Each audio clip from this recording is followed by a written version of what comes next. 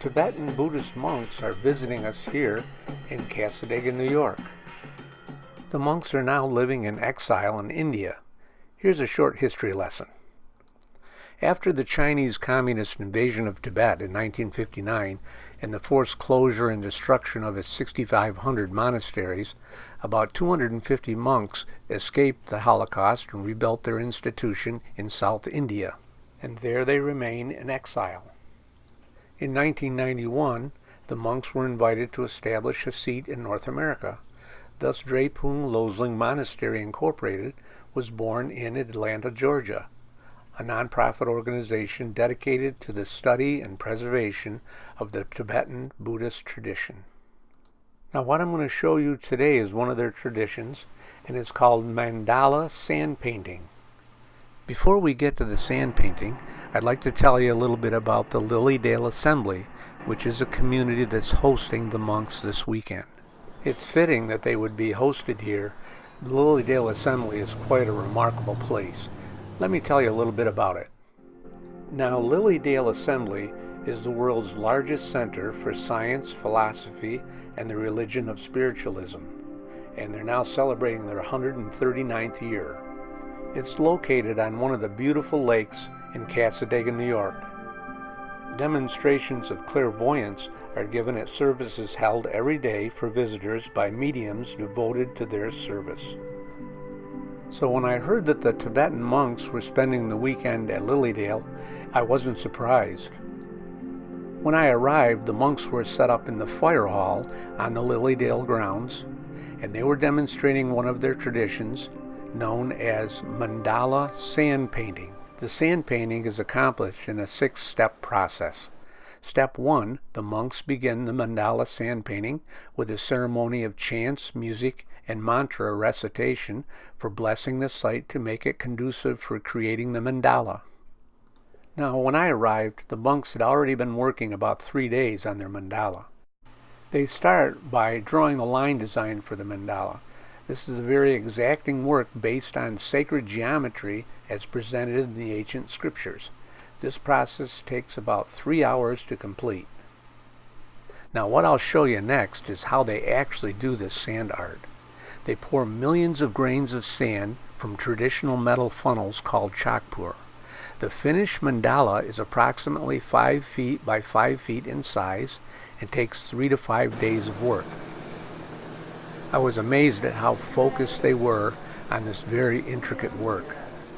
Now, that metal funnel is designed like a pencil, only it holds sand. And on that funnel, there's little ridges, and he takes that stick, and as he scrapes it across the ridges, it vibrates the funnel and encourages that sand to drop down onto the painting. Now, the monks have all their fine sand in these little bowls, and when they need to replenish their funnel, they come over and dip the funnel in the little bowl. Then they're ready to go back. Looks like he's got white color now. The monks conclude their creation of the sand mandala with a consecration ceremony to request the continuous blessings of the invoked deities of their mandala. Now, these monks have some items for sale, and they raise money for their monastery and for scholarships and so on. I was reading a pamphlet on it. So they're nearing completion here with their sand painting. Now I'll zoom in here in a minute. Here we go. And you can see the detail work that he's doing on this sand painting.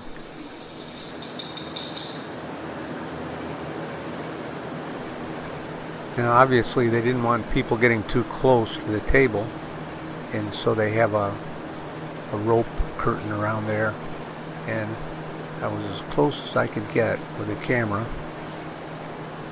and you can pick up a little bit of this detail that has gone into this 3-day project here. Now, this is the best shot yet of actually seeing that sand come out of the funnel. And it looks like they take the Dalai Lama along with them on their trips. They've got a nice little tribute here to the Dalai Lama.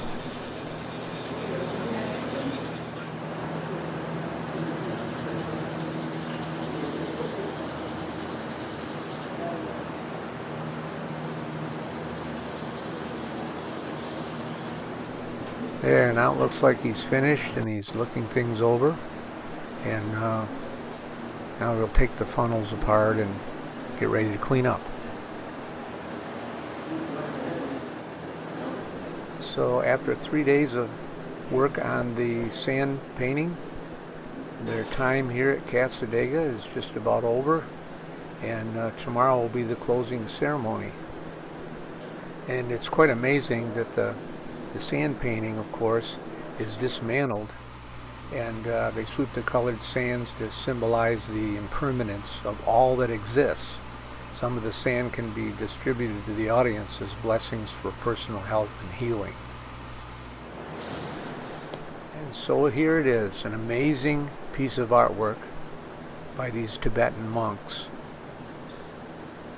I sure would like a print of this painting that they've done.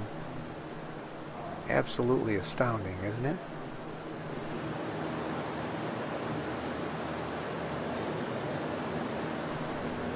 Now there's one more step in the process that the monks will complete before they leave tomorrow, and that is the dispersal of the sand. The remaining sand is carried in a procession by the monks, accompanied by guests, to a flowing body of water where it is ceremonially poured to disperse the healing energies of the mandala throughout the world.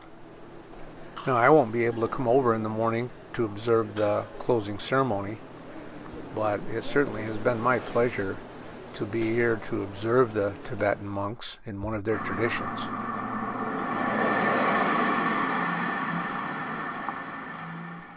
And now, before we go, relax and enjoy the beautiful Cassadaga Lakes.